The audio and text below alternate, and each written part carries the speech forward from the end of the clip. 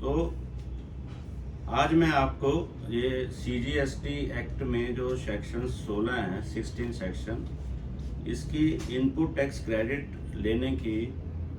क्या terms and condition है उसके बारे में कुछ बताऊंगा। मतलब क्या एलिजिबिलिटी एंड कंडीशन हमें फुलफिल करनी चाहिए जिससे हमें GST की गुड्स परचेज या एक्सपेंसेस पर हमें इनपुट मिल जाए।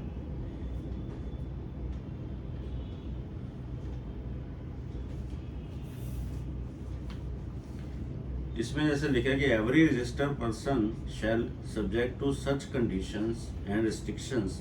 As may be prescribe and in the manner specified in section 49 be entitled to take credit of input tax charged on any supply of goods or services or both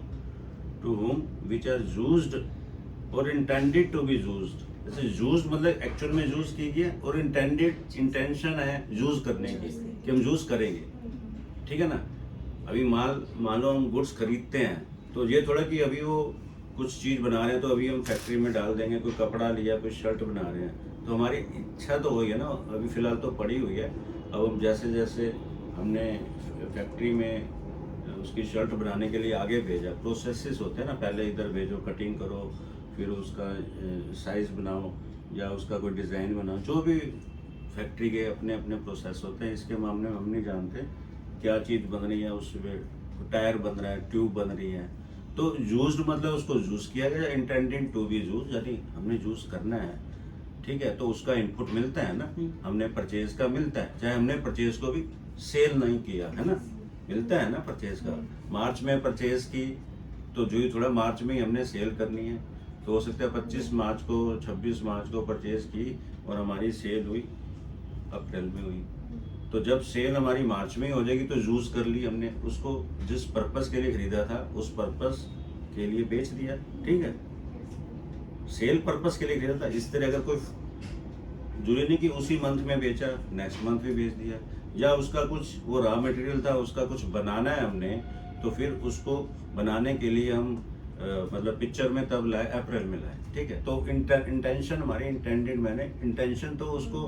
कुछ करना ही है ना, बेचना है या बनाना है। तो used for on any supply of goods और सर्विसेज और both to be to him which are used or intended to be used in the course or furtherance of his business। in the course का मतलब ये होता है कि एक क्या कहते हैं प्रोसेस में, या बिजनेस को बढ़ाने के लिए, फर्दरेंस ऑफ बिजनेस, फर्दर क्या लिखते हैं ना, फर्दरेंस ऑफ बिजनेस। मैं तुम्हें लेमैन की लैंग्वेज में ये सब समझा रहा हूँ, यानी साधारण जैसे कोई स्टूडेंट होता है ना, कोई जरूरी नहीं हाई लेवल की क्वालिफिकेशन चाहिए ताकि समझ आए, इतना डीपली समझा रहा हूँ। तो furtherance of his business and the said amount shall be credit to the electronic credit ledger of such person. तो जो हम परचेज करते हैं उसमें इलेक्ट्रॉनिक क्रेडिट लेजर में वो चला जाता है, ठीक है। अच्छा, वो कहता है कि नोट विद स्टैंडिंग, यानी तथापि, यानी कुछ भी हो, anything contained in this section, कुछ भी सेक्शन में लिखा हो, नो रजिस्टर्ड पर्सन, मतलब in this section लिखा, no registered person shall be entitled to the credit of input tax in respect to any supply of goods or services or both to him unless credit नहीं मिलेगा जब तक he is in possession of a tax invoice। तो उसके पास एक bill होना चाहिए जिसका नाम है tax invoice, bill of supply नहीं, टैक्स इनवाइस, ऊपर लिखा होना चाहिए टैक्स इनवाइस, यानी। और टैक्स इनवाइस वही इशू करता है जिसके पास GST नंबर है। दूसरा आदमी जिसके पास GST नंबर नहीं है, क्योंकि कईयों का नहीं होता कंपलसरी लेना, तो उन्होंने नहीं लिया होता, तो वो टैक्स इनवाइस इशू कर ही नहीं सकते। अगर वो करता है टैक्स इनवाइस इशू तो फिर उसको जो पेनल्टीज होगी लॉ के हिसाब से लगेगी। और टैक्स इनवाइस इशू कर भी देता है तो GST तो लगा नहीं सकता, because he doesn't have GST number. तो टैक्स इनवाइस का मकसद ये नाम ही रखा है उन्होंने टैक्स इनवाइस, यानी उसके अंदर टैक्स लगा हुआ है और वो टैक्स सेलर जमा कराएगा और हम परचेजर उसका इनपुट लेंगे। तो इनपुट तभी लेंगे वो टैक्स इनवाइस अगर होगी। अगर बिल ऑफ सप्लाई होगा तो हमें इनपुट लेने का हक नहीं है, क्योंकि टैक्स इनवाइस में सेपरेटली शो किया होता है इतना CGST, इतना SGST या इतना IGST। बिल ऑफ सप्लाई में नहीं होता, वो लमसम टोटल किया होता है कि 15,000 का माल बेचा तो 15,000 इंक्लूसिव ऑफ जीएसटी कुछ भी ले सकते हैं, लेकिन टैक्स इनवाइस में 15,000 प्लस सीजीएसटी, जो भी रेट माना 18% है, 9% सीजीएसटी, एसजीएसटी 9%, या अगर सीजीएसटी नहीं है तो आईजी होगा, तो या यूटी जीटी क्या होता है ना, यूनियन टेरेटरी गुड्स वाला, तो उसमें आईजीएसटी 18% हो गया, तो 15,000 के ऊपर 18% जो भी बनता है 2,700 रुपये अलग से शो हो रहा होगा, ठीक है, चाहे 1350 करके 9% वाला, चाहे जीएसटी। तो ये होती है टैक्स में, he is in possession of A tax. अब पोजेशन की बात करें, जैसे मैं इस बुक को मैंने पोजेस किया हुआ है, अपने मेरे पास है, तो इसका मतलब होता है पोजेशन, मेरे पास है, यानी बिल मेरे पास होना चाहिए। ये पावर बैंक है, आई एम इन, मतलब इसको मैंने पोजेस किया है। ये जो प्रॉपर्टी है मैंने इसको पोजेस किया हुआ है, ये मेरी प्रॉपर्टी है, लेकिन चलो प्रॉपर्टी का नहीं मिलता अलग बात है, ग्लास को मैंने पोजेस किया है। इसी तरह कोई भी बिल है टैक्स इनवाइस का मेरे हाथ में होना चाहिए, मतलब हाथ, इसका मतलब ये नहीं कि हाथ में होना चाहिए, मेरे पास होना चाहिए, मेरी फाइल में होना चाहिए, मेरी टेब। ऐसा थोड़ा कि बिल को हाथ में रख के टैक्स उसका इनपुट मिलेगा। तो हम किसी चीज़ को पोजेस करते हैं, यानी हम पाते हैं, पा के हमने कहाँ रखनी हो तो हमारे पर है ना, हम फाइल में रखे, या हमने कंप्यूटर खरीदा है तो उसको हमने पोजेस तो कर लिया, उसका बिल हमारे पास आ गया, ठीक। ये कंडीशन कह रहा है, पहली कंडीशन इसमें बिल तुम्हारे पास होना चाहिए। अभी वो ये नहीं कह रहा गुड्स होनी चाहिए या नहीं है, जो वो बाद में आएगा। He is in possession of A tax invoice और डेबिट नोट। एक डेबिट नोट होता है, जैसे उसने गुड्स रिटर्न कर दी तो फिर डेबिट नोट इशू हो जाता है, issued by a supplier registered under this act or such other paying documents as may be prescribed। अब सेलर तो वो है ना, अब सेलर परचेजर को, यानी मैं अगर परचेजर हुआ तो मुझे डेबिट नोट कब इशू करेगा? डेबिट नोट का मतलब यही है, इसमें कोई गुड्स रिटर्न नहीं, उसका मतलब है कि कुछ उसने रेट पहले बिल में कम लगा दिया था, माना 15 रुपये लगा देता, वो बाद में फ़ोन करता है या बात होती है, यार वो 20 रुपये लगाना था रेट, तो कहते कोई बात नहीं, मुझे 5 रुपये का डेबिट नोट दे दो। अब दोबारा जा तो एक तरीका जाए 15 रुपये के बिल को कैंसिल करो। अब 1 महीना हो जाए, इनपुट हमने ले लिया इसका, तो फिर उस समय तो मुश्किल होगा ना। हाँ, हाथों हाथ पता चल गया, चलो ऐसा करो 15 रुपये वाला बिल फाड़ दो या मुझे वापसी कर दो, वापसी कर दो, ये होता है रूल कि ओरिजिनल होना चाहिए उसके पास, जो हम बात कर रहे हैं उसकी, तो मैं 20 रुपये का कर देता हूँ। दूसरा तरीका कि 15 रुपये का आपको कर दिया, मैं 5 रुपये का आपको एक बिल नहीं रेज करता, क्योंकि बिल के अंदर अमाउंट पूरा 20 रुपये होता है, तो डिफरेंस का डेबिट नोट डाल देता हूँ कि मैंने जैसे 20 रुपये के हिसाब से ले। इसे कहते हैं डेबिट नोट, ये वाला डेबिट नोट। डेबिट नोट की डेफिनेशन अलग अलग है। इस केस में डेबिट नोट ये है जो सेलर परचेजर को इशू करेगा, तभी करेगा जब उसको रेट कम लगाया हो, तो ओवर रेट लगाना है, या उसको ज़्यादा क्वांटिटी दे दी हो, रेट 20 रुपये लगाया, उसको उसने 100 रुपये 100 क्वांटिटी मांगी थी, हमने उसको 200 दे दी और उससे पैसे 100 के ले लिए, है ना, तो हम कहेंगे ना भी तेरे से तो पैसे कम ले लिए, तो फिर डिफरेंस का डेबिट नोट हो गया। भाई उसने मांगी थी 100 क्वांटिटी, हमने उसको 200 दे दी, हमारे स्टॉक रजिस्टर में आ गया थी 200 क्वांटिटी, उसको बेची। हमने जब चेक किया, उसका जो ऑर्डर आया हुआ था हमारे पास, ये 100 क्वांटिटी दे दो, और 2000 उसने हमें दे दिए थे। 20 रुपये की एक क्वांटिटी थी तो 2000 ही देगा ना। तो हमने कहा, फ़ोन किया या बातचीत हुई या किसी को भेजा, लड़के को, या उसका फ़ोन है, किसी भी वजह से कुछ ना कुछ हमें पता चला, तो हमने कहा भी यार तेरे को, तो हमने स्टॉक रजिस्टर चेक किया 200 क्वांटिटी चली गई है, तो बिल तो दोबारा इशू करना मुश्किल है क्योंकि महीना हो गया या जो भी हो गया, तो मैं आपको ना 100 क्वांटिटी का ही डेबिट नोट देता हूँ। उस डेबिट नोट में क्या लिखा होगा, बीइंग 100 क्वांटिटी सोल्ड टू, मतलब 200 quantity, sorry 100 quantity sold to mister so and so, हैं, but actually while transferring the goods, delivering the goods, 200 quantity by mistake has been supplied. तो difference 100 into 22,000 का debit note is being issued to you। ऐसे करके कुछ भी language होनी चाहिए, ऐसा कोई प्रिस्क्राइब पहले से कोई फॉर्मेट नहीं है। जैसे इनकम टैक्स में फॉर्म नंबर 1 ऐसे होता है, 2 होता है, या GST 3 भी ऐसे होता है, तो फॉर्मेट नहीं, एक लैंग्वेज बना ली। इंग्लिश हमें आनी चाहिए, चाहे हिंदी में या जैसे भी लिख लूँगा कि 10-100 क्वांटिटी का आपने 2000 और देना, क्योंकि एक्चुअल में तो हम चीज़ की कीमत लेते हैं, बिल की थोड़ा लेते हैं हम। हमने जो तुम्हें सामान दिया, तुमने हमें 100 के पैसे दिए, ठीक है, ठीक है, पर तुमने क्वांटिटी 200, हमसे गलती हुई है, ठीक है, हम तुम्हें डेबिट नोट। तो ही इज इन पोजेशन हो, यानी जो इनपुट ले रहा है उसके बाद डेबिट नोट होना चाहिए या परचेज होना चाहिए। उस डेबिट नोट पे भी CGST, SGST या IGST लगेगा नेचुरली। वो भी जस्ट लाइक उसके द्वारा मुझे सेल है, ठीक है, मैं माना बायर हूँ, कोई और सेलर है। तो ये हमारा सीरियल नंबर है स्मॉल ए ब्रैकेट में, सेक्शन 16 का। पहले बात करें, जो भी तुम सामान खरीद रहे हो, सबसे बड़ी बात वो पहले ही बोल दी उसने कि वो बिजनेस के लिए होना चाहिए। अब ऐसा नहीं मैंने क्या कहते हैं पर्सनल चीज ले ली, खाने का सामान ले लिया जिसका नहीं मिलता इनपुट, तो मेरे पास टैक्स इनवाइस है, खाना भी आ गया तो मैं इनपुट नहीं ले लूंगा। ये नहीं कहता, ए कहता यही है, लेकिन ए से पहले स्टार्टिंग में यही बात हो रही है कि जो चीज़ फर्दरेंस ऑफ बिजनेस के लिए होनी चाहिए। हालांकि फूड वाली चीज़ें जो है सेक्शन 17 में आती हैं, तो कोई पर्सनल चीज़ मैंने ली हो, मैंने मतलब वॉच ली हो फॉर एग्जांपल, फूड तो हम नहीं लेते, मैंने एक वॉच खरीदी, मेरे पास यहाँ डिलीवर होके आ गई, बिल भी आ गया, वॉच भी आ गई। हालांकि ए पॉइंट में चीज़ की बात नहीं कर रहा, बिल की बात कर रहा है, आ गया बिल मेरे पास है। बाकी अगले पॉइंट्स में वो चीज़ की बात करता है कि चीज़ भी हमारे पास होनी चाहिए, उस पर भी हम आएंगे। लेकिन अभी मैंने वॉच ली, लेकिन वॉच से पहले, अब ए से पहले जब हमने पढ़ा, जैसे 16(2) का ए है, उसमें फर्दरेंस ऑफ बिजनेस, तो घड़ी लेना, या मैंने कोई ज्वेलरी ली, या मैंने शर्ट ली, मैंने यहीं पर ही फ़ोन किया डिस्ट्रिक्ट सेंटर में कि एक शर्ट भिजवा दो, थोड़ी मेरी शर्ट में माना चाय गिर गई, ख़राब हो गई, अचानक मोमबत्ती चल रही थी, आग लग गई, कुछ भी हो गया हल्की जब, तो मैं फिर थोड़ा डालूंगा शर्ट, या तो मैं घर से मंगाऊंगा या दुकान से खरीदूंगा। तो मैंने धर्म को कहा एक शर्ट लेके आया, ठीक है, तो शर्ट मेरी पर्सनल चीज़ है, तो फर्दरेंस ऑफ बिजनेस नहीं है। हम ये नहीं कह सकते कि एक शर्ट जल गई भी, बिना शर्ट के हम कैसे बैठेंगे। अगर हम बिना शर्ट के बैठेंगे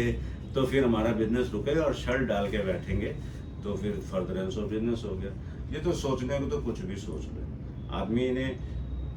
घर से पूरा तैयार होके ही आएगा ना, ठीक है, तो ये पर्सनल में ही काउंट होगा। जूता ले लिया, पर्सनल में ही काउंट होगा। अब जूता आदमी चप्पल डाल के भी तो आ सकता है ना। अब इसमें कोई ऐसा नहीं हम कह सकते कि ये हमने जूता डाल के हमारा बिजनेस बढ़ जाएगा। हालांकि ये बातें लॉ में नहीं लिखी, सिंपल चीज़ है कि ये हमारी जो चीज़ें पर्सनल है, हम वीरिंग चीज़ें डालने वाली, चाहे कोई ज्वेलरी डाली हो, चाहे कड़ा डाला हो, चाहे एप्पल वॉच ले ली हो, ठीक है, फर्दरेंस ऑफ बिजनेस के लिए नहीं मानी जाती है। थोड़ा सा अफेक्ट जरूर पड़ता है, कोई अच्छा मतलब कि आदमी कपड़े डाल ले तो फर्क पड़ता भी है कई बार बिजनेस में, पर वो लॉ कहता है नहीं जी हम नहीं इसकी छूट देने वाले, हम इसको नहीं मानेंगे कि इससे तुम्हारे बिजनेस की बढ़ोतरी हो। अब जैसे खाने पीने की चीज़ों से कोई क्लाइंट आया, उसको खाना खिलाया या कुछ भी मंगा दिया उसने कहा, तो एक क्लाइंट खुश भी होता है, चलो आप भगत हुई,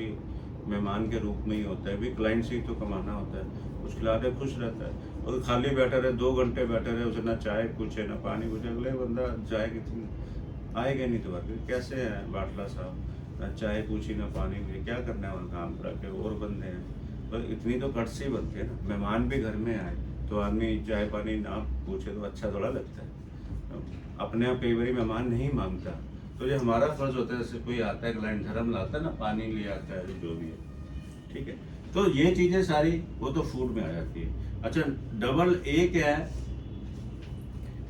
सनी, 16 ब्रैकेट में 2 ब्रैकेट में double A small double A है कि डिटेल ऑफ इनवॉइस और डेबिट नोट रेफर टू इन ए, जो हमने ए में जिसका जिक्र किया है उसकी डिटेल मतलब जो भी है उस पर टैक्स कितना has been furnished by the supplier in the statement of outward supply, तो उसकी डिटेल सेलर ने आउटवर्ड सप्लाई यानी GST 1 में पुट कर दी। GST 1 में क्वांटिटी डालते हो ना तुम, क्वांटिटी डालते हो GST 1 में मतलब कि तुम जब सेल दिखाते हो तो उसमें नीचे आता तो है, तुम लोग पूरा नहीं करते हो उसको। GST 1 के फॉर्म को पूरा करो, क्वांटिटी भी तो मांगता नहीं है, HSN कोड मांगता है ना, HSN कोड डालते हो ना, क्वांटिटी नहीं डालते हो। डालते हैं जैसे ना क्वांटिटी आती है, कितने क्वांटिटी का हमने सेव किया है। डालते हो? हाँ, हाँ, जैसे अरोड़ा डाइज या किसी के भी बिल है, कितना केमिकल उसने बेचा, तो माना 15 लीटर बेचा तो 15 वर्ड नहीं डालते, लीटर उठाते हो ना वहाँ पर। LTR करके जो आता है। खाली सिर्फ जीएसटी है 1 में सिर्फ जब वो बिल की डिटेल डाली जाती है, बिल नंबर क्या है, डेट क्या है, अमाउंट कितना है, सीजी कितना है, एसजी कितना है, आईजी कितना है, वगैरह वगैरह है, तो उसमें एक बाद में कॉलम क्वांटिटी का भी है, HSN है, उसी के अंदर आते हैं। हाँ डालते हो ना, हाँ, डालते हैं जिसका हैं? जो भेजते हैं तो डालते हैं। वो डिटेल उसने उसके अंदर डाली हो। ये डबल ए कहता है कि सप्लायर ने डिटेल ऑफ द इनवॉइस और debit note has been furnished by the supplier in the statement of outward supply. Statement मतलब जीएसटीआर 1 वही स्टेटमेंट है जीएसटी एक्ट के हिसाब से आउटवर्ड सप्लाई, यानी कि आउटवर्ड मैंने बाहर बेचने की, हमारे लिए इनवर्ड है परचेजर के लिए, जो भी परचेजर है सेलर के लिए आउटवर्ड है। And such details have been communicated to the recipient of such invoice or debit note in the manner specified in under section 37। तो 37 सेक्शन के हिसाब से उसको कम्युनिकेट हो जाए। अब कम्युनिकेट होने के लिए कि जैसे जीएसटी में है कि मतलब 11 तारीख तक अगर जीएसटी 1 में उसने डाल दी डिटेल, तो हमारे 2B में है, 2B is just like communication हो गया। देखो वो मेरे यहाँ पर आके मेरे पोर्टल में आके 3 उसने 2B में थोड़ा डाला है, उसने तो नहीं डाला ना, वो अपने जीएसटी 1 में फीड कर रहा है, कहाँ बैठा है हमें नहीं पता, और मेरा जीएसटी नंबर डालना पड़ेगा उसे, तभी मेरे 2B में आएगा। अगर वो बाई मिस्टेक B2C कर दे, यानी बिजनेस टू क्या कहते हैं कस्टमर कर दे, तो उस केस में वो मेरा जीएसटी नंबर ही नहीं डालेगा। जब उसने मुझे बिल इशू किया, बिल इशू करने से पहले उसने मेरे से जीएसटी नंबर मांगा मेरा कि कौन सा टैक्स इनवाइस आप लेना चाहते हो, तो अपना जीएसटी नंबर तो दो। अगर टैक्स इनवाइस नहीं लेना चाहते, जैसे आम बंदा है, माना कोई शर्ट लेने गया तो उनके पास जीएसटी नंबर थोड़ा होता है। तुम लोग गए जैसे कोई कुछ भी जूता लेने गए तो कोई जीएसटी नंबर थोड़ा होता है। अगर तुम्हें लगता है कोई ऐसी चीज है जिसका हमें इनपुट मिलेगा, जैसे मोबाइल है और जीएसटी नंबर है, तुम कहोगे सर B2B की सप्लाई काट दो, मैं जीएसटी नंबर लिखवा रही, है ना। तो डिटेल तो उसने डाल दी, उसको कम्युनिकेट इसी मैनर में होनी चाहिए। तो जो मैनर क्या है, B2B वाला मैनर है। और फिर सेक्शन 37 के हिसाब से ये कम्युनिकेट होनी चाहिए। 37 ये भी कहता है कि कोई भी अगर आपने माना अप्रैल की डिटेल नहीं डाल पाए अप्रैल में, तो मई में डाल दो, मई में नहीं डाल पाए जून में डाल दो। हालांकि उसके परचेजर के 2B में तब आएगा जिस मंथ में तुमने सेलर ने डाली है 11 तारीख से पहले, है ना। तो उस 37 के अंदर ये लिखा हुआ है कि कोई भी तुम्हारी डिटेल मिस हो गई हो, सेलर की बात कर रहा है, वो आप उस साल में किसी भी मंथ डाल सकते हो, ठीक है। माना अप्रैल 24 है, मिस हो गया बिल डालना, तो आप मार्च 25 तक जा सकते हो, और अगले साल की नवंबर 30 तक डाल सकते हो। 30 नवंबर तक जो भी रिटर्न जाएगी वो अक्टूबर की जाएगी। वैसे अक्टूबर की रिटर्न की भी लास्ट डेट 20 तारीख की होती है ना, ड्यू डेट होती है, या जीएसटी 1 की 11 तारीख की होगी, जो भी है। तो उन्होंने 30 दिन का मतलब 30 तारीख तक का टाइम दिया है, जो पहले समय में सितंबर की रिटर्न तक का होता था, यानी अक्टूबर 20 तक का होता था। अब उन्होंने क्लियर डेट फिक्स कर दी है कि 30 नवंबर तक वो डिटेल डालनी है, तो उसी मैनर में कभी ना कभी वो 2B में आ जाए, ठीक है। तो हम इसमें अब ज्यादा नहीं मैं कह सकता कि इसका क्या इफेक्ट पड़ेगा कि अक्टूबर की रिटर्न में आ रहा है, अगले साल आ रहा है, मिसमैच तो आएगा। तो मिसमैच का हमें जवाब देना पड़ेगा कि जी इसमें कोई गड़बड़ नहीं है, इनपुट हमने लिया है, ठीक है, हमने 3B में ले लिया, कोई बात नहीं, अप्रैल में नहीं आया, और आया कब, जब उसने बिल डाला, तो उस मैनर में तो आ गया। तो 37 सेक्शन में मैनर में नवंबर 30 की डेट लिखी हुई है। तो इसका मतलब पूरे 37 में जो बात लिखी है उसने भी लिखी है कि अगर मिस हो गया तो 30 नवंबर तक कर दो। कौन सी 30 नवंबर? साल के खत्म होते ही, फाइनेंशियल ईयर के खत्म होते ही जो अगले साल की 30 नवंबर। ये फिलहाल अब का ला है, कल को हो सकता है 4 दिन बाद चेंज हो जाए, 30 नवंबर की जगह अक्टूबर कर दें वो, तो तब हम बात करेंगे। अब ये नहीं हम कह सकते सर आप तो 30 नवंबर कह रहे थे, अब अक्टूबर कह रहे थे, ला का कुछ पता नहीं होता। तो ये डबल है। और बी क्या कहता है 16(2)(b) का कि he has received the goods. अभी तक हम बिल और डेबिट नोट की बात की ए में, और डबल ए में बात की, उस मैनर में डाल देना। क्योंकि वो GST 1 को वो फिल करेगा। मैंने अभी तक कुछ नहीं किया, मेरा भी ए में कोई पॉइंट नहीं आया, ना ही मेरा AA में आया, मतलब परचेजर का। He has received the good. तो जैसे ए के अंदर he is in possession of tax invoice, यानी कि मेरे पास ये होनी चाहिए बिल, और AA कहता है उसके लिए कहता है कि उसको GST 1 में डालना है उस मैनर में, और फिर B कहता है मेरे लिए कहता है he has received the goods. जब ये ही वर्ड यूज हो रहा है तो सेक्शन 16 में शुरुआत में ही बोल देता है कि जिसको इनपुट क्रेडिट मिलेगा वो तो परचेजर ही तो होता है, तो वो ही मैं बनूंगा, वो ही नहीं बनेगा है, उसके लिए ही वर्ड यूज नहीं। आगे उसके लिए कुछ बात आएगी, तो ही का मतलब है कि उसको क्रेडिट नहीं मिलेगा in respect of any supply of goods और service go to him unless, मतलब कि रजिस्टर्ड पर्सन, यानी कि जो मैं रजिस्टर्ड पर्सन, मुझे इनपुट क्रेडिट नहीं मिलेगा, तो मैं इनपुट क्रेडिट लेने वाला परचेजर ही होगा या एक्सपेंस देने वाला होगा ना, जो थोड़ा गुड्स परचेज किया, कोई चीज़ भी, कोई और भी कंप्यूटर परचेज किया हो, फिक्स एसेट्स परचेज किया हो, या कोई खर्चा हुआ हो, ठीक है। तो ए में मेरी बात की और AA में उसकी बात की। अब वो B में मेरी बात फिर कह रहे हैं कि he has received the goods, माना मैंने ऑफिस के लिए गिलास खरीदे हैं, तो ये उसका बिल था, वो ए ने बोल दिया, AA ने बोल दिया कि वो सेलर ने उसको चढ़ा दिया, ठीक है, उस मैनर में। तो B क्या कह रहा है कि he has received the goods. अब ये गुड्स मुझे मिलनी चाहिए, ये जो नहीं कि पानी के भरे हुए गिलास की मिलनी चाहिए, मैंने गिलास खरीदा, ठीक है, हंसने की कोई बात नहीं है। अच्छा, अब ये कह रहा है कि B के अंदर एक्सप्लेनेशन है कि गुड्स रिसीविंग क्या होती है, कैसे पता चलेगा गुड्स रिसीव हो गई है। भाई जिस तरह एक बिल आया, कई बार बिल आगे पीछे आ जाता है, तो अगर एक आदमी ने मतलब कि हमें माल बेचा है, तो कई बार क्या होता है, मैंने AC मंगाया ऑफिस के लिए, तो AC के साथ कोई बिल नहीं आया, या बिल बाद में देंगे, या बिल मैं पहले लेके आ गया, पहले नहीं आया बिल, चलो मान लिया AC आ गया, तो AC आगे बिल नहीं आया, बिल कहते कल दे देंगे, हो सकती है, घटना हो जाती है, कई बार साथ आ जाता है। तो AC को डिलीवर कैसे हुआ,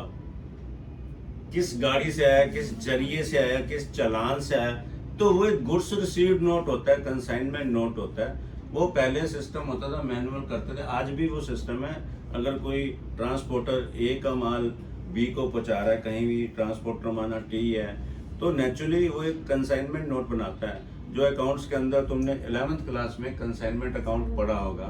कि कंसाइनमेंट में कंसाइनर मतलब गुड्स बेचने वाला या सेंड करने वाला, कंसाइनी रिसीव करने वाला, जिसको हिंदी में कंसाइनर को प्रेषक बोलते हैं, उसको कंसाइनी को प्रेषणी बोलते हैं, ठीक है। तो और बीच में आएगा ट्रांसपोर्टर। अब ट्रांसपोर्टर का जरिया क्या है, बहुत बड़ा वाला ट्रक है, छोटा वाला ट्रक है, या कोई रेडी है, या कोई टेम्पो है, या कोई गाड़ी है, मारुति है, क्या है, ये हमें नहीं पता। तो अगर गुड्स ट्रांसपोर्ट होकर कोई तो देने आएगा, गुड्स अपने आप तो चल के नहीं आएगी, कोई आएगा, नीचे आएगा, फिर ऊपर गुड्स लाएगा। तो कल को मुझे उसने ये गिलास के 12 दर्जन दे दिए, तो मैं से कुछ तो रिसीविंग कराएगा ना, कि देखो जी आपको गिलास मिल गया, बिल आपको बाद में आएगा, पेमेंट आपकी माना हो गई है। तो वो जो रिसीविंग है वो गुड्स ट्रांसपोर्ट का जो गुड कंसाइनमेंट नोट है, जस्ट लाइक उसी टाइप की होती है। तो क्या कहते हैं कि where the goods are delivered by the supplier to a recipient और any other person on the direction of such person. अब मैं यहाँ बैठा हूँ, बिजी हूँ, अचानक कोई कोरियर भी आता है, या अचानक कोई मतलब कोरियर में मैंने सामान मंगाया, जैसे ट्राईपोड मंगाया हो, तो मैं नहीं हूँ, तो मेरा पियोन या कोई भी बैठा होगा तो वो रिसीव कर लेता है ना। बाद में मैंने जब कहा उसे कि डिस्टर्ब मत करियो, कुछ भी कुछ कोरियर आना है भैया, तो रिसीव कर लियो, तो मेरी डायरेक्शन पे हुआ ना। मैंने ऑर्डर किया था, पहले से ही ऑर्डर कर दिया था, चाहे बाद में ऑर्डर करूँ, कहाँ भी रिसीव कर ले, सामान रिसीव कर, तो मेरी डायरेक्शन पे रिसीविंग तो होगी ना, उसकी चीज़ नहीं है, चीज़ मेरी है। तो where the goods are delivered by the supplier to a recipient or any other person on the direction of such a registered person, whether acting as an agent or otherwise, चाहे वो एजेंट है मेरा, चाहे otherwise employee है। भाई agent भी हो सकता है, भाई ऑफिस के अंदर कई लोग ऐसे एजेंट भी रख लेते हैं, या अदरवाइज एम्प्लॉई है। बिफोर और during movement of goods either by way of transfer of documents of title to goods or otherwise. For the purpose of this law, it shall be deemed that the registered has received the goods, or as the case may be services, where the goods are delivered by the supplier to a recipient or any person ने उसको receive हो गई है, चाहे उसके agent को receive हो गया चाहे उनको रिसीव हो गया, ठीक है। ड्यूरिंग मूवमेंट ऑफ गुड्स हो गई, यानी कि रास्ते में ट्रक आ रहा है, रास्ते में माल आ रहा है, तो उसने कहा कि मैं यहाँ पर इस जगह पर खड़ा हूँ, यहाँ पर मुझे डिलीवरी दे दी, तो वहाँ भी हो गई ड्यूरिंग द मूवमेंट। ड्यूरिंग नहीं कि एंड तक ही आना। भाई हमने कहा तू कहाँ से आ रहा, चेन्नई से आ रहा, अच्छा ऐसा है, मैं ना चेन्नई से ना तू दिल्ली आएगा, उसने कहा दिल्ली तो सर बड़ा दूर है, आप, मैं कहूँगा कि हाँ मैं भी ना उसी साइड आ रहा हूँ, चेन्नई वाली साइड, तो वहाँ रास्ते में मुंबई पड़ता है फॉर एग्जांपल, तो मैं मुंबई में तुम्हें वहाँ मिल जाऊँगा, इतने बजे मिल जाऊँ, मुझे वहाँ पर गुड्स दे देना, क्योंकि कोई ऐसी चीज़ थी जो भी है, तो इसको डिलीवरी बोलते हैं गुड्स की, कहीं भी हो। Doing the movement of goods either by transfer of document title to goods और अदरवाइज। और जो डॉक्यूमेंट्स उसका टाइटल है गुड्स का, वो गुड्स मेरा है, नाम के होगी बाटला एंड शर्ट्स की, तो उसके डॉक्यूमेंट्स में भी देखो, डॉक्यूमेंट्स में बिल भी आ गया है ना, कई बार बिल साथ में आता है, और कोई चलान वलान वो भी है। चलान होता है कि यहाँ भी आपने 12 दर्जन ग्लास लिए, उसमें लिखा होता है 12 दर्जन ग्लास हैं, तो मैं रिसीव कर लेता हूँ, मैं या कोई और मेरा स्टाफ का बंदा या मेरा एजेंट, उसने बॉम्बे में रिसीव कर लिया, जिस जगह से रिसीविंग की बात हुई है, ठीक है ना, तो गुड्स तो डिलीवर हो गई ना। Where the services are provided, अब सर्विसेज कैसे डिलीवर होंगी, by the supplier to any person the direction and on account of sir for the be services, where the services are provided supplier to any person on the direction of and account of such registered person. For the purposes of this clause shall be deemed as a register has received the goods or as the case may be services where the services are provided as supplier to any person। तो जो मुझे services भी देने कोई आ रहा है, तो उसने मुझे सर्विसेज दे दी, जो भी है, मैंने मना इनकम टैक्स रिटर्न बनवानी है, ऑडिट करे, तो फिर उसके लिए कोई चीज़ थोड़ा होती है, जो अगर उसके लिए कोई पेपर बनते हैं, अगर ITR मैंने भरवानी थी तो उसने मुझे ITR की एक्नॉलेजमेंट दे दी, ऑडिट करवाना था तो ऑडिट रिपोर्ट दे दी, तो वो सर्विसेज वहाँ जाके पूरी हो जाती है। या कोई और सर्विसेज हो, कोई इलेक्ट्रीशियन आया, उसने ठीक करना है, उसने बल्ब वल्ब लगा दी, तो सर्विसेज होगी, ठीक है। अब C पॉइंट क्या है, तो यानी पहला A पॉइंट में भी परचेजर की बात थी, डबल A में सेलर की थी, और B में गुड्स की बात थी, वो परचेजर के लिए, गुड्स तो परचेजर ही तो रिसीव करेगा, सेलर तो C क्या है, subject to the provision of 41 section, the tax charge in respect of such supply has been actually paid to the government। ये कंडीशन है जो उस सप्लायर ने, अब ये C की बात कर रहा है, उसने जो उस GSTR 1 में तो सप्लाई डाल दी, लेकिन GSTR 1 कभी टैक्स पे नहीं करती है, वो 3B पे करती है। तो जब वो 3B में सेल की डिटेल डालेगा, और जो उसकी परचेज की डिटेल होगी, डालता है नहीं डालता है या नहीं है, उस हिसाब से जो डिफरेंस है, उस सप्लाई का टैक्स पे हो जाना चाहिए, तभी तो क्रेडिट मिलेगा। माना 15 बिल उसने काटे, और जो मेरा बिल था वो नहीं चढ़ाया, 14 बिल तो चढ़ा दिए, मेरा बिल नहीं चढ़ाया, तो चाहे वो देखने में लगता है कि उसने मतलब बिल में मतलब काफ़ी सेल आ गई, माना मेरी सेल, मेरे को जो सेल की थी 5,000 की थी, और टोटल 14 बिलों का टोटल 20,000 था, तो देखने में तो लगता है 20,000 में मेरा इंक्लूड है, लेकिन उसने मेरा बिल ही नहीं चढ़ाया, वो तो वहीं कट जाएगा, डबल A में ही कट जाएगा, क्योंकि 2B में ही नहीं आया। तो टैक्स मेरी वाली सप्लाई पर भी उसको GST 1 में चढ़ाने के बाद जब 3B में वो रिटर्न भरेगा, उस पर पे होना चाहिए। पे मतलब not actually payment, but adjustment करके, इनपुट का टैक्स एडजस्ट करके पे होना चाहिए। तो क्या कह रहा है, subject to the provision of section, the tax charge in respect of such supply has been actually paid to the government either in cash, cash का मतलब चेक भी होता है ऑनलाइन, और through utilisation of input tax credit admissible in respect of the said supply, कि उस supply से related जो एडमिसिबल टैक्स है। अब यहाँ एक क्वेश्चन आता है कि जो उसने मुझे सेल की है, अब उसने 15 बिल काटे, एक मुझे काटा, 14 किसी और को काटा, 14 बिल में जो उसने मुझे सेल की, वो जो उसकी खरीद की थी उसने जेन्युइन थी उसकी, लेकिन जो मेरे को सेल की उसने वो नकली थी, यानी कि मेरे को उसने गुड्स तो बेच दी, सब किया, है, लेकिन उसने जो परचेज का बिल लिया था, परचेज थी वो थी नहीं उसके पास, और उसने जो परचेज थी का एक बिल ले लिया था, दिखा दिया था कि मैंने यहाँ से परचेज की। तो मेरे को अगर उसने बिल ले लिया तो ये वाला जो इनपुट मेरे लिए एडमिसिबल नहीं हुआ, क्योंकि ये चेन बन गई कि मैंने उससे माल खरीदा, उसने किसी से माल खरीदा ही नहीं, उसने मोबाइल बेचने का मुझे बिल काटा, लेकिन जिस दुकान से उसने एक्चुअल में मोबाइल तो मुझे बेचना ही था, उसने मुझे दे दिया मोबाइल, कोई बात नहीं, कहीं से भी खरीद के दे दिया, गफ्फार मार्केट से लेके दे दिया, बिल भी काट दिया, हाँ भी मोबाइल की सेल बांटना शुरू की। लेकिन जब पता चला उसके पास भी तो होना चाहिए ना मोबाइल, आज वो मुझे बेच रहा है कोई चीज है तो उसके पास तो होनी चाहिए। ठीक है, उसने खरीदी, गफ्फार से खरीदी है, फिजिकली आई और उसने मुझे बेच दी, बिल काट दिया, लेकिन उसके रिकॉर्ड में गुड्स ही नहीं थी। क्यों? उसने वो अपने रिकॉर्ड में दिखाने के लिए, क्योंकि पहले रिकॉर्ड में दिखानी पड़ेगी ना, एक्चुअल तो उसने करोल बाग से ले लिया, मोबाइल मुझे दे दिया, बिल काट दिया, मुझे तो सिर्फ उसने बिल काटा ना, तो गुड्स उसके पास होनी चाहिए। तो उसके पास गुड्स, उसने जहाँ से गुड्स तो उसने गफ्फार मार्केट से ली थी, लेकिन बिल के हिसाब से उसको गुड्स बुक्स में भी तो दिखानी है, तो उसने कहीं से बिल ले लिया और दिखा दिया कि मैंने उससे मोबाइल लिया और बाटला जी को बेच दिया। असल में उससे कोई मोबाइल नहीं लिया, मोबाइल लिया करोल बाग से, मुझे दे दिया, उससे बिल लिया। तो ये एडमिसिबल नहीं माना जाता कि अगर पीछे से फ्रॉडुलेंट वाला कोई इनपुट आ रहा हो, हेरा फेरी कर, ए ने बी को माल बेचा, बी ने सी को, एक्चुअल में कोई नहीं बेच रहा, ए बिल काट रहा है, बी बिल काट रहा है, सी को, सी डी को बिल काटा, करते करते माना मैं जेड तक आ गया। तो ये सारी की सारे इन सबका डिसलॉक हो सकता है, क्योंकि इससे पीछे से चेन ये चल रही है कि कोई एक्चुअल, क्योंकि हमारी कंडीशन पूरी नहीं हो रही है कि जो बी में थे he has received the goods, तो बात जच गई है कि मैंने, मेरे को उसने गुड्स तो दे दी, चाहे कहीं से भी ला के दे दी, बट एडमिसिबल तब माना जाएगा जब वो मुझे बिल काट रहा है, उसके बाद जेन्युइन जो सामान खरीदा उसी दुकान से खरीदा है, जो उसने माल मुझे बेचा है ना, मोबाइल किसी और से नहीं, नंबर 2 में नहीं, उसी दुकान से खरीदा, उसी से बिल लिया, तभी मेरा वो इनपुट टैक्स क्रेडिट एडमिसिबल माना जाएगा। अदरवाइज जीएसटी वाले कहते हैं अरे ये तो इसने आपको तो माल बेच दिया, मोबाइल बेच दिया, जब सीमेंट बेच दिया, लेकिन इसके पास तो सीमेंट होता ही नहीं,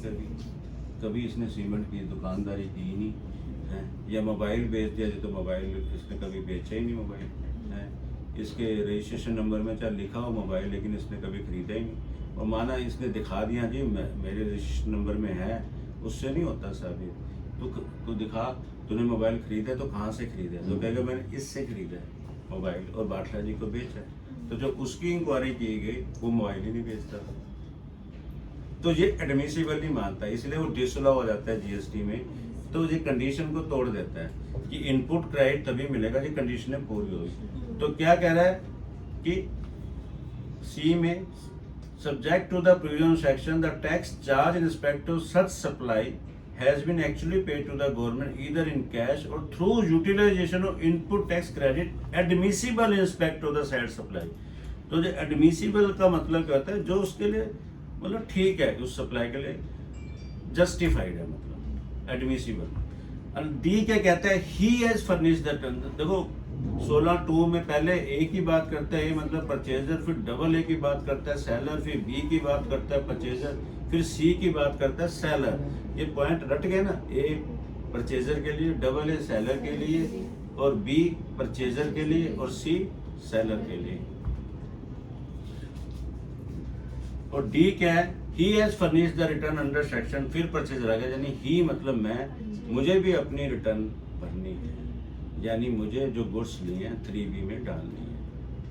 अगर मैंने 3B में नहीं डाली गुड्स, 2B में चाहे आ रहा हूँ, मुझे इनपुट नहीं मिलेगा। जिस तरह सेलर ने लेट डाला आउटपुट में, उस तरह मेरे से भी गलती हो सकती है, मैंने 3B में लेट डाल दी, रह गया बिल। अब किसी क्लाइंट ने हमें बिल भेजे, 5 बिल रह गए,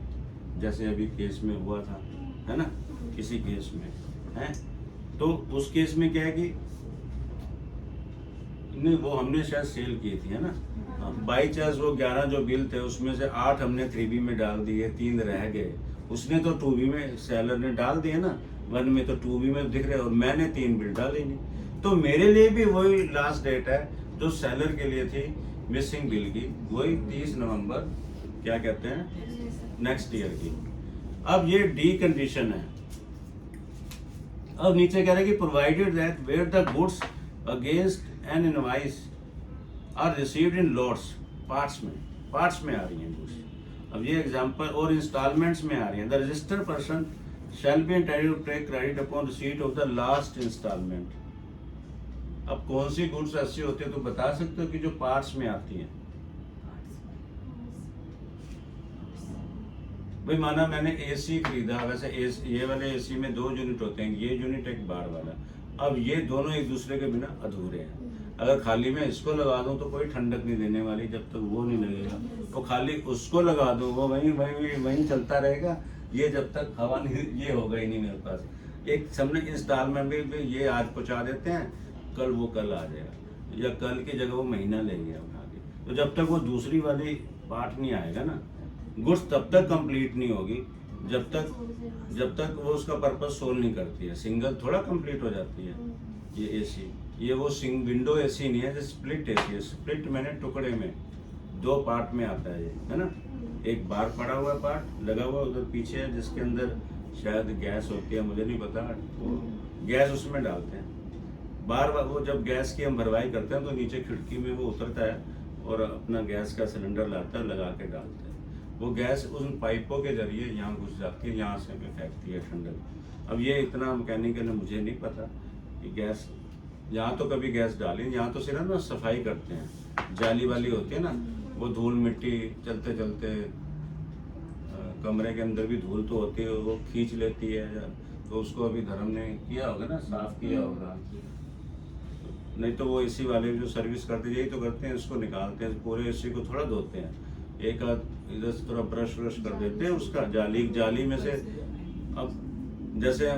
कूलर भी होगा घर में किसी के, हमारे पास भी था कभी, तो कूलर के पीछे भी एक जाली भूसे वाली लगी होती है। तो कई बार वो गंदा हो जाता है तो ना नई खरीद के लाते हैं ना जाली, क्योंकि क्यों वो गंदा हो गया, बाहर की मिट्टी आ रही है, पानी आ रहा है, तो गंदा तो हर चीज ने धीरे धीरे। एक ऑफिस को भी तुम बंद कर दो तो थोड़े महीने बाद आओगे तो मिट्टी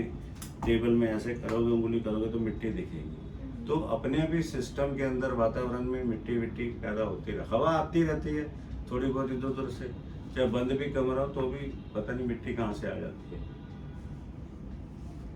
तो क्या जब आखिरी हमारे पास इंस्टॉलमेंट आएगी तब। अब लेकिन और एग्जांपल मुझे समझ नहीं आ रहा कि किन चीज़ों का है कि जिससे कि आखिरी इंस्टॉलमेंट जिसमें होती है।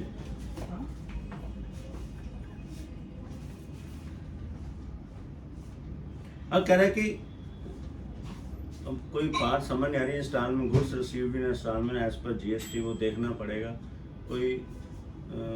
ऐसी चीजें होती हैं माना नहीं, पर स्क्रीन तो पहले आती है। हाँ मैंने हमने कंप्यूटर फुल मंगाया तो उसमें सीपीयू भी चाहिए, उसमें स्क्रीन भी चाहिए, ठीक है, लेकिन उससे कंप्यूटर चल जाएगा। प्रिंटर जरूरी नहीं है उसका पार्ट है। अभी हमने कंप्यूटर चल प्रिंट लेना ही नहीं,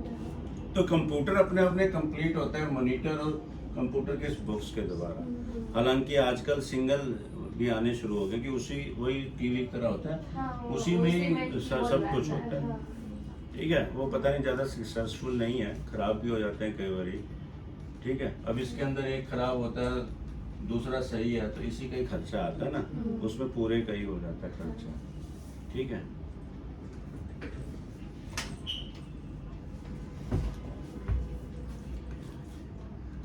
हाँ भी इधर आ जाओ,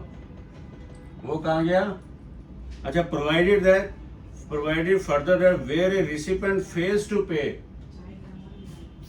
pay to the supplier of goods,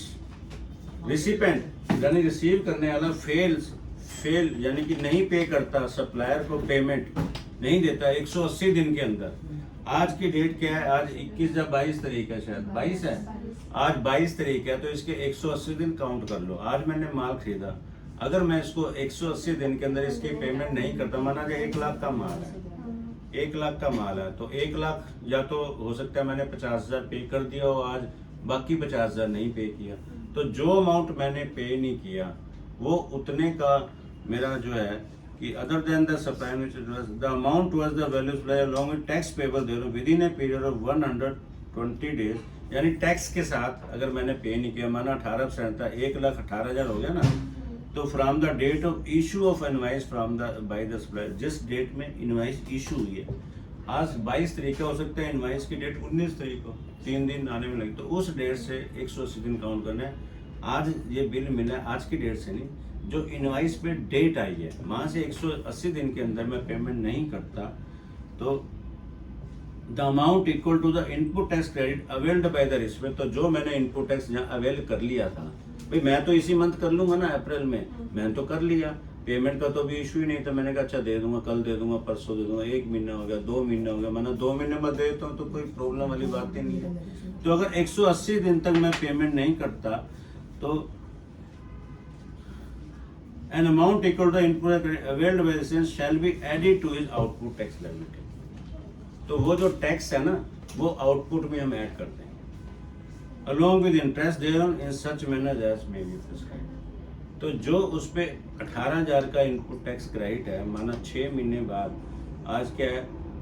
माना 22 अप्रैल है, 22 का दिन, 22 का ही इनवाइस है, तो मई, जून, जुलाई, अगस्त, सितंबर, अक्टूबर, तो अगर मैं 23 अक्टूबर के बाद पेमेंट करता हूँ, ठीक है, तो मुझे तो असूलन पेमेंट 180 दिन करने हैं, 22 तक करनी है या 21 अक्टूबर तक करनी है, तो नहीं करता तो मुझे जो अब अक्टूबर की रिटर्न जब मैं भरूंगा, क्योंकि सितंबर की तो निकल गई थी रिटर्न, उसमें जो मैंने इनपुट लिया उसको मैं आउटपुट में डालूंगा, ठीक है। सप्लाई को शायद नहीं डालना होता ना, सिर्फ आउटपुट को ही डालना होता है, ठीक है।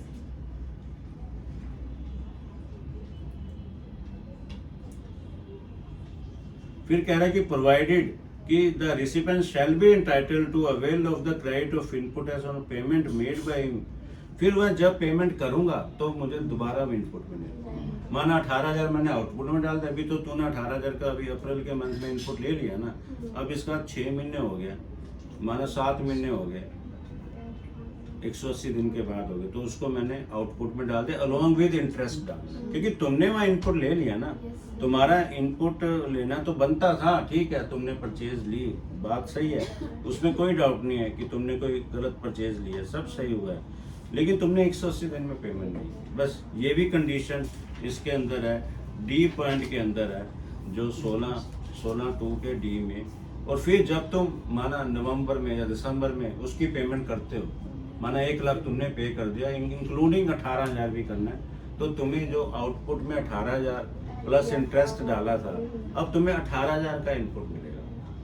इंटरेस्ट का नहीं मिलेगा, क्योंकि इंटरेस्ट तो तुम्हारी गलती है ना कि तुमने 6 महीने के बाद उसकी पेमेंट कर दो। इससे ये कंट्रोल भी रहता है कि थोड़ा सा लालच रहता है परचेजर में, या कंट्रोल रहता है कि हाँ अभी टाइम पे पेमेंट कर दो किसी को, ये जीएसटी में एक डाल दिया ताकि कोई किसी की पेमेंट ना हमारे टाइम पे कर दे। चलो 4-6 महीने तो बहुत टाइम होता है ना, लोग तो 2 दिन में भी 4 दिन में भी कर देते हैं। अच्छा, तीसरा पॉइंट क्या है इसी के अंदर डी में, 16D के 3 में, वो 16 के 2 के पॉइंट थे, 16(1) के अंदर ये लिखा था कि फर्दरेंस ऑफ बिजनेस की बात की, 16 ब्रैकेट में 1, कोई रोमन अंक नहीं 1 वाला, और 2 में ये डी तक पॉइंट थे। अब इसके बाद 16(3) आ गया। 16(3) में क्या कहता है कि अगर मैंने डेप्रिसिएशन किसी चीज पर क्लेम किया है तो उस पर मुझे इनपुट टैक्स क्रेडिट नहीं मिलेगा। Where the registered person has claimed depreciation on the tax component of the cost of capital goods, depreciation goods की बात नहीं कर रहा, टैक्स कंपोनेंट पे। माना मैंने 1 लाख का कंप्यूटर लिया, तो कंप्यूटर मेरी क्या है, फिक्स एसेट्स है, तो इस पे माना क्या कहते हैं, कंप्यूटर पे जीएसटी 18% था, तो 1,18,000 हो गया।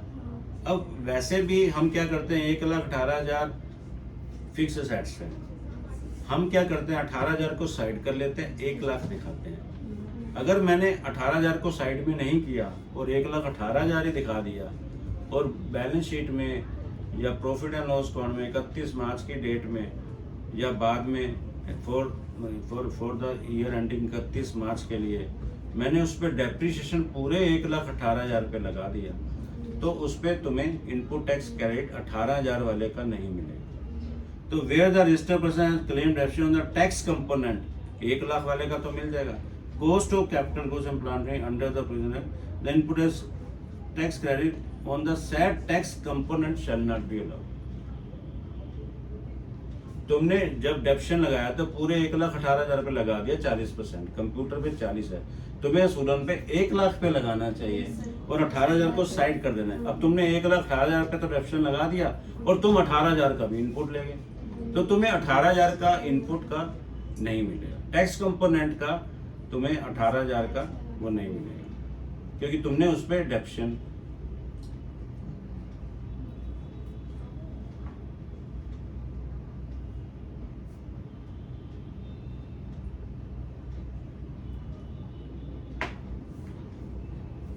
टैक्स कंपोनेंट का इनपुट टैक्स क्रेडिट नहीं मिलेगा अगर तुमने 18,000 पे डेप्शन ले लिया।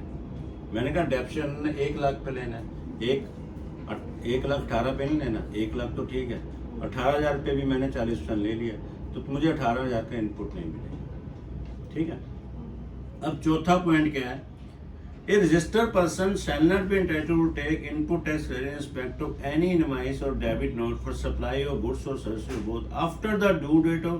फर्निशिंग और return under section 39 for the month of September. ये जो सितंबर बात है, अब ये नवंबर हो गया, तो हमें इनपुट टैक्स क्रेडिट उसका नहीं मिलेगा। ये सारा सेक्शन 16 ज्यादातर उसकी बात कर रहा है जो परचेजर है, कि उसको कम मिलेगा, उसके बाद बिल होना चाहिए, उसके बाद माल होना चाहिए और उसके सप्लायर ने जीएसटी 1 में डालना चाहिए, काम उसने करना है। ये तू देख भाई, हम कहेंगे भी हम कहाँ से देखें भैया वो सेल में नहीं डालता, नहीं, जो तुम्हारी ड्यूटी है कि तुम उससे श्योरिटी लो भैया, तुम जीएसटी 1 में डालना है, चाहे ये हमारी ड्यूटी है कि उसने डालना है। हम बाद में लड़ाई नहीं करेंगे भाई, हमने सेक्शन में लिख दिया कि इसका मतलब मेरी ही ड्यूटी है ना, क्योंकि मैं सेलर को नहीं, अगर मैं किसी से माल खरीदता हूँ, कहीं भी दुकान में जाता हूँ, कुछ भी लेता हूँ, कंप्यूटर में जानता हूँ ना, तभी तो उसके पास गया हूँ। चाहे नहीं भी जानता हूँ उसे, पहली बार ही मिला उससे, पहली बार ही सामान लिया, गया तो ये कंडीशन तुम्हारी है। तुम किसी तरह उसको कहो कि अपनी जीएसटी 1 भरे, 3 भरे, सो दैट टैक्स तो उसने पे करना है ना, सप्लायर ने। जो इसका पॉइंट था ना, ही क्या कहते हैं कि सी वाला था कि tax charge in respect of such supply has been paid by to the government, said supply का, तो सप्लाई तो उसने की है ना। तो जब सप्लाई की बात करता है तो मैंने थोड़ा टैक्स पे करना है, सप्लाई तो उसने की, उसको टैक्स पे करना है, चाहे वो पूरा पे करना है, चाहे वो अपना परचेज का एडजस्ट करके करना है। मतलब टैक्स यही तो होता है जीएसटी में, या तो मतलब सेल में से परचेज, जो उसकी परचेज है, उसने मुझे परचेज मारी, सेल मारी, और वो जो सेल से उसको जो टैक्स देना था, मेरे को जो माल बेचा, मेरे वाले का जरूर होना चाहिए, तभी मेरे को इनपुट मिलेगा। जो बाकी के 14 बिलों का कर दिया, मेरे वाला किया नहीं तो नहीं। तो हम ये नहीं कह सकते इसमें मेरा बिल हो सकता है, देखो अमाउंट तो ज़्यादा है, 40,000 है, मेरे बिल का तो अमाउंट 1,000 है, ये नहीं। तो फिर पता चल जाएगा कि किस मैनर में किया है। जब वो जीएसटी या 2B में ही नहीं आएगा तो पता चल जाएगा कि उसने मेरा B2C में डाल दिया है, उस मैनर में नहीं गया ना टैक्स, तो उससे, और या उसने B2C में डाल दिया। मेरी वाली या सारी की सबकी 15 के 15 बिलों की सप्लाई B2C में डाल दी, तो वो मैनर तो हुआ ही नहीं, तो फिर नहीं मिलेगा। हाँ, बाद में वो अमेंड कर ले अगली रिटर्न में, तो फिर उसके लिए टाइम 30 नवंबर तक तो है ही, 30 नवंबर निकल जाएगी तो नहीं। अब दूसरी बात है, वो कह रहे हैं कि 30 नवंबर के बाद अगर उसने इनपुट डाला, 1 दिसंबर को रिटर्न भरी, तो उसका मुझे इनपुट नहीं मिलेगा। कट ऑफ डेट 30 नवंबर, यानी ड्यू डेट का मतलब जो गवर्नमेंट ने नोटिफिकेशन द्वारा, इधर एक्ट में तो सितंबर ही लिखा हुआ है, यहाँ चेंज नहीं किया कि अब 30 नवंबर की, कल को वो ड्यू डेट को किसी नवंबर के अंदर कोई ऐसे कुछ दंगे हो जाते हैं, कोई घटनाएं हो जाती हैं, जीएसटी वाले डेट बढ़ा देते हैं, चलो हमने 31 दिसंबर कर दिया, तो फिर 31 दिसंबर तक उसको ये बिल डालना है। लेकिन 1 जनवरी को अगर उसने बिल डाला, हमारा एक क्लाइंट है, उसका उन्होंने डिसअलाउ कर दिया, क्योंकि वो कट ऑफ डेट के बाद उसने 18-19 की जो रिटर्न जनवरी में भेजी, जो 19 की नवंबर की 30 उस समय सितंबर चलती थी, अक्टूबर की 20 तक चली जानी चाहिए, उसने जनवरी की नहीं 20 अक्टूबर 2019 तक चली जानी चाहिए ना, 20 अक्टूबर 2019, उसने जनवरी की 2020 में भेजी। अब देखा जाए उसने टैक्स भी पे कर दिया, हमने भी इनपुट सही ले लिया, सब कुछ हो गया, पर वो यहाँ आके हम अटक गए कि ये जो register person shall not be entitled to take input tax credit respect to any invoice और debit note for supply of goods और service both after the due date of furnishing और return under section 39 of the month of September, यहाँ September ले following the end of financial year to which such invoice और debit note pertains. ठीक है, और annual return whichever earlier. अब 20 नवंबर तक या एनुअल रिटर्न भरने से पहले उसने अपनी रिटर्न वो भेज दिया, माना उसने अपनी एनुअल रिटर्न 18-19 माना है, उसने एनुअल रिटर्न की लास्ट डेट होती थी माना सितंबर होती थी, हैं, तो 20 अक्टूबर तक इसने करना था, उसने एनुअल रिटर्न जुलाई में भेज दी अपनी, तो उस जुलाई की रिटर्न से पहले उसको अपना बिल वो शो कर देना चाहिए। एनुअल रिटर्न में नहीं, जुलाई से पहले जो भी रिटर्न उसने भेजी है उसमें, तो विच एवर इज अर्लियर में उसको वो सप्लाई शो करनी चाहिए। कट ऑफ डेट वही मानी जाएगी। तो कट ऑफ डेट क्या है, या वो एक्चुअल 20 सितंबर की डेट है या एनुअल रिटर्न की 20 अक्टूबर, विच एवर। जैसे कि हमारे केस में आजकल के लॉ में 30 नवंबर या जब माना जून में एनुअल रिटर्न भरी तो वो cut off date due date मानी जाएगी। उसके बाद अगर तुम भेजोगे तो बेचारा परचेजर सफर करेगा, उसे इनपुट नहीं मिलेगा। ठीक है, अच्छा, प्रोवाइडेड दैट, अब ये खत्म हो रहा है सेक्शन 16 में, ये 16 ही पढ़ाऊंगा एक तरह। Provided that the registered person shall be entitled to take input tax credit after the due date of furnishing और return under section 39 for the month of September 18,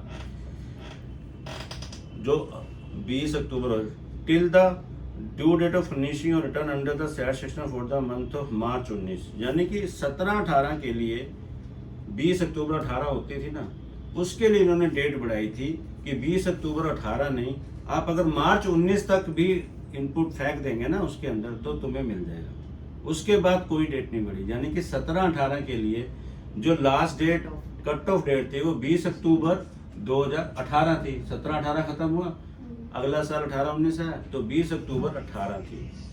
ठीक है, तो उसके लिए उन्होंने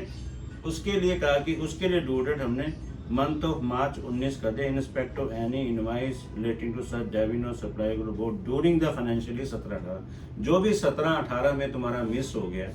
है कोई भी इनवॉइस जिसकी लास्ट डेट थी 20 अक्टूबर 18, है ना, मैंने कहा ना साल के खत्म, अब 17-18 की बात नहीं मैं कर रहा, अब तो 30 नवंबर बन गया ना, तो 17-18 के समय में फर्स्ट ईयर था जीएसटी आने का, तो लोगों को नहीं इतनी समझ थी, तो 17-18 की लास्ट डेट थी 20 अक्टूबर 18 कि कोई आपका मिस हो गया। 17-18 के खत्म होते 18-19 शुरू होते ना, तो 18-19 की अक्टूबर यानी कि 20 अक्टूबर 2018 तक, तो उसके लिए उन्होंने डेट कहा था कि अगर बाई चांस रह गया कोई बात नहीं, आप जनवरी में कर दो, फरवरी में कर दो, 31 मार्च 19 तक कर। उसके बाद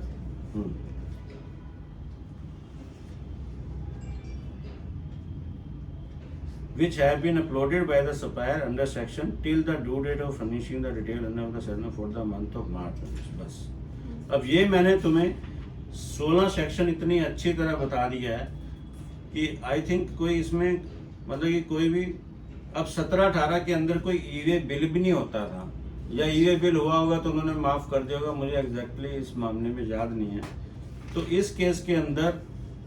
जो है अब 16 सेक्शन तुम्हारा कंप्लीट हो गया। अगर तुम्हें अभी भी लगता है इस 16 सेक्शन के मामले में कुछ भी पूछना है तो तुम ऐसे पूछ सकते हो, सो दैट मैं इस पोर्शन को कंप्लीट करूं,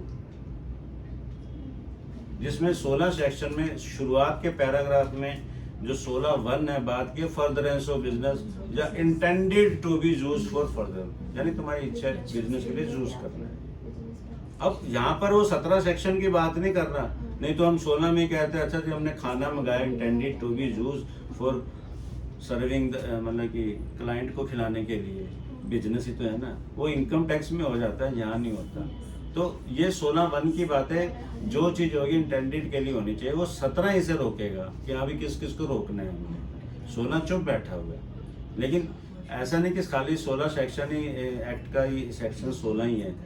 ऐसे तो आदमी भी अगर 16 ही सेक्शन होता तो फूड का भी ले लेता, घड़ी का भी ले लेता, हर चीज़ों का इनपुट ले लेता है, तो 17 उसको रोक देता है, कहेगा कुछ बोलेगा 16 की अभी इतनी मत सुनो, थोड़ी मेरी भी सुन लो, वो शायद कहीं जिक्र करेगा वो है कि इन चीज़ों का नहीं तुम्हें मिलेगा, कि एनीथिंग कंटेन ये वो वगैरह, वो मैं 17 के अभी कोई जिक्र नहीं कर रहा। तो 16 के 1 में फर्दरेंस ऑफ बिजनेस, 16 के 2 में एक ही बात की थी, वो परचेजर के लिए की थी, उसके बाद इनवाइस होनी चाहिए, टैक्स इनवाइस। डबल एक ही बात की थी, उसको उस मैनर में डाल देना चाहिए GST 1 में, यानी B2B में ही डालना चाहिए अगर तुमने इनपुट ले रहे हो, और वो भी 30 नवंबर तक आए। ऐसा कहीं नहीं लिखा हुआ कि मैनर का मतलब कहीं लोगों को कंफ्यूजन है कि उसी मंथ में ही आना चाहिए। तो ऐसे कोई रिस्ट्रिक्शन थोड़ा है यार, बाई चांस कोई बीमार हो गया नहीं भर पाया, ये कोई डंडा थोड़ा कोई, ठीक है, तो फिर 30 नवंबर का मतलब क्या है? मतलब मैनर वो सेक्शन 39 की बात करता है, उस सेक्शन 39 के अंदर मैंने 37 सेक्शन में वो मैनर में लिखा हुआ है कि 37 सेक्शन में जाए लिखा है कि मैनर का मतलब है कि 30 नवंबर कोई रह भी गया हो, कोई गलती होगी हो, ओमिशन होगी, 30 नवंबर कर सकते। लेकिन क्या होता है कि GST वाले देखते हैं 3B में इतना इनपुट ले लिया, पूरा साल खत्म हो गया है, पूरे साल इनपुट ले लिया, और जो सैलर जितने भी सैलर थे, आजकल तो 2 महीने की रिटर्न ना भरो तो प्रॉब्लम हो जाती है, नंबर कैंसिल होता है, सैलर सब ने बाद में रिटर्न नहीं भरी है, तो इतना 3B में आएगा, 2B में जीरो बैठा हुआ, GST का नोटिस आएगा ये 2B में, फिर हम एक्सप्लेन करेंगे, फिर हम चेक करेंगे अगले साल का 2B देखेंगे, उसमें तो आ रहा है सबका, फिर हम उसे एक्सप्लेन देंगे, देखो जी 30 नवंबर तक, या मतलब जो भी 20 अक्टूबर 2018 तक, अगर 17-18 की बात है तो तब तक इनपुट आ गया था, वो नोटिस जरूर भेजेगा, क्योंकि वो कोशिश नहीं करेगा देखने की कि इनका 18-19 में देख लो कि उसमें तो नहीं आ रहा, क्योंकि उसे क्या पता है, वो हमें एक सिंपल नोटिस भेज दे कि आप जवाब दो, बर्डन तुम्हारे पास है प्रूव करना कि तुमने जो इनपुट लिया उस ठीक है, तो जब तुम्हें पता है तुम्हारे सैलरों ने रिटर्न ने लेट भरी है, तो ठीक है, उसने बाद में डाल दिया, उसी साल डाला, चाहे अगले साल की 30 नवंबर तक डाल दिया, तो तुम्हें कहना देखो जी अप्रैल 2000 मतलब कि माना मैं 23-24 की बात कर रहा हूँ, तो अप्रैल 2024 में डाल दिया है, मई में इसने डाल दिया इनपुट, देखो जी 2B में आ रहा है, जून में देखो वही बिल नंबर है, ये देखो जो ओरिजिनल बिल है, तो मुझे एक शीट में बनाना पड़ेगा, देखो जी मैंने इतने इनपुट लिए, ये सारे 2B में आ रहे हैं, इस साल नहीं आए, कुछ लोगों के नहीं आए, जिनके नहीं आए देखो जी उन्होंने अगले साल 30 नंबर डाल दिया, ये देखो उसके अंदर 2B में बिल नंबर दिख रहा होता है, वही सामान वही अमाउंट हर चीज़ वो दिखेगी, तो अपने एक्सप्लेनेशन उसको क्लियर हो जाएगी, हाँ भी बात ठीक है। तो डबल ए ये कहता है, फिर B कहता है हमारे लिए हमें गुड्स या सर्विसेज लेनी चाहिए, D जो C कहता है, C उसके लिए कहता है सप्लायर के लिए कि उसको टैक्स पे होना चाहिए, यानी 3B उसकी फाइल होनी चाहिए, चाहे वो टैक्स पे करे, मेरी सप्लाई का तो होने चाहिए जो उसने माल मुझे भेजा, तभी मैं इनपुट लूँगा, ये नहीं कि सबके बिल कर दिए उसने और मेरा जो इनपुट से ज़्यादा था उसका आउटपुट, तो ये नहीं होगा, ये देख लो सर वो 40,000 आउटपुट फेंक रहे, मेरा तो 1,000 है, 2 कि तेरे B2B में तो आ ही नहीं रहा तेरा, तो मतलब B2B की बातें डबल ए में आ जाती हैं, लेकिन C कहते हैं कि उसने तुम्हारी सप्लाई जो तुम्हें माल बेचा उस पर टैक्स पे होना चाहिए, तो उसको तुम प्रूव कर दो ना, तो कई बार हम उससे लिखवाते हैं, हाँ भाई ये तो लिख के दे कि तूने जो मुझे माल बेचा, हाँ जी मैंने बाटला जी को ये गिलास बेचे हैं, इस डेट को बेचे, ये बिल नंबर था, अमाउंट इतना, मैंने इसका टैक्स इस डेट को पे कर दिया, ये लो चलान भी ले लो चाहे, और ये जो पूरा चलान है 40,000 के, इसी में इनका भी टैक्स है, ठीक है। फिर अगर उसने B2B में नहीं डाला हुआ तो फिर यहाँ अटक जाएगा डबल ए में, कौन अटका है बेचारा, परचेजर अटक गया, सारा बर्डन ही परचेजर पर डाला हुआ है। हाँ ऐसा नहीं कि सेलर कोई फ्रॉड करेगा तो उसके अगेंस्ट कार्रवाई नहीं होगी, उसने नकली कुछ वो कर दिया, खा गया पैसे, B2C में डाल दिया, नहीं डाला, भाग गया, तब वो फिर लॉ केस क्या डिसाइड है तो उस पर डिपेंड करता है। ये सैलर ही नकली निकला, उसने हमने माल भी दिया, सब भी दिया, टैक्स भी हमसे ले लिया, GST, खुद ही भाग गया, सबसे इकट्ठे करके पैसे, उससे भी लाख ले लिया टैक्स, उससे भी ले लिया, 1 करोड़ हो गया, अमेरिका भाग गया, क्या कर लोगे। तो गवर्नमेंट तो ये कहती है भैया टैक्स तो उसको पे ही नहीं किया तो तेरे को इनपुट नहीं दी, अब इसके लिए फिर फाइट है, क्या किया जाए, हैं जेन्युइन है, मतलब कि इसके लिए शायद इनपुट टैक्स क्रेडिट नहीं मिलता है इसके लिए कि अगर वो भाग गया तो अगर कोई कलकत्ता हाई कोर्ट की किसी की भी जजमेंट है तो इसी पर है कि तुम डॉक्यूमेंट दिखाओ और ये प्रूव करो कि तुमने जेन्युइन सप्लाई ली है और अकॉर्डिंग टू एक्ट भी उसका टैक्स पे होना चाहिए, ये बात नहीं, ठीक है। तो ये हो गया, तो ये तुम्हारा सी हो गया। फिर डी में हमने रिटर्न भरनी चाहिए। सेक्शन 39 में जो रिटर्न में कहता है for every registered person outward और इनवर्ड सप्लाई की रिटर्न भरेगा बैंक। और 37 के अंदर उसकी बात करता है कि other non electronic search form outward supply of goods और सर्विस, ठीक है। आउटवर्ड सप्लाई की उसके अंदर वो रिटर्न भरेगा 37 सेक्शन में, वो जो डबल ए में बात है। और सी के अंदर कहता है कि उसको टैक्स पे होना चाहिए। तो अंडरस्टूड है, जब टैक्स पे होगा तो 3B भी तो भरेगा, है ना। उसने जहाँ पर 3B का शायद जिक्र नहीं किया हुआ सेक्शन 37 में। तो ये, और इसके बाद फिर वो क्या कहते हैं डी पॉइंट के अंदर ये कहते हैं कि 180 दिन में पेमेंट नहीं की तुमने, तो जितनी पेमेंट नहीं की, माना 50,000 दे दी, 50,000 नहीं दी, तो 50,000 का जो 18% है वो तुम्हारा आउटवर्ड टैक्स बन जाएगा। आउटवर्ड सप्लाई नहीं बनेगी, आउटवर्ड टैक्स में जोड़ देना है अलोंग विद इंटरेस्ट। जितना टाइम तुम 6 महीने क्रॉस कर गए, फिर तुम्हें इंटरेस्ट पूरा लगाना है सारा का सारा उस बिल की डेट से लेकर। माना तुम 9 महीने बाद 9 महीने हो गए तो तुम्हें 9 महीने का इंटरेस्ट लगा के आउटवर्ड सप्लाई, माना 9,000 बच गया, 9,000 तो मतलब 50,000 दे दिया था तो 18% उसका 59,000 दे दिया, 59,000 रह रहा था, 59,000 तुमने 9 महीने बाद दिए, तो तुम्हें फिर अपना 9 महीने का, वो तो छठे महीने बाद मतलब 180 दिन बाद ही तुमने इंटरेस्ट लगा देना है और उसको रिवर्स कर देना है। इसके बाद डेप्रिसिएशन अगर तुमने क्लेम कर लिया ITC पर तो उसका ITC नहीं मिलेगा जो उसके अंदर इंक्लूड है। चौथी बात यह है कि कट ऑफ डेट तक सप्लायर को अपनी रिटर्न फाइल करनी चाहिए। अगर उसने तुम्हें लेट फेंका है इनपुट, 20 नवंबर के बाद फेंका है, जब सब कुछ सारी बातें सही हैं, माल भी हमने खरीदा, बिल भी लिया, हमने भी रिटर्नें भर दी, उसने भी भर दी, बट उसने गलती की 1 दिन लेट कर दिया, तो तुम्हें नहीं मिलेगा। बाकी कोर्ट केसेस क्या कहते हैं वो बात की बात है। तो आज के लिए मेरे हिसाब से फिलहाल अब के लिए ये सेक्शन 16 तुम्हें क्लियर हो गया होगा हैं, और तुम्हें अभी कोई प्रॉब्लम भी नहीं लग रही, कुछ क्वेश्चन भी नहीं तुम लोगों ने पूछा। तो आज मैं अपनी इस क्लास को ख़त्म करूँ। अब मिस्टर हिमांशु जरा इसको बंद कर दीजिए।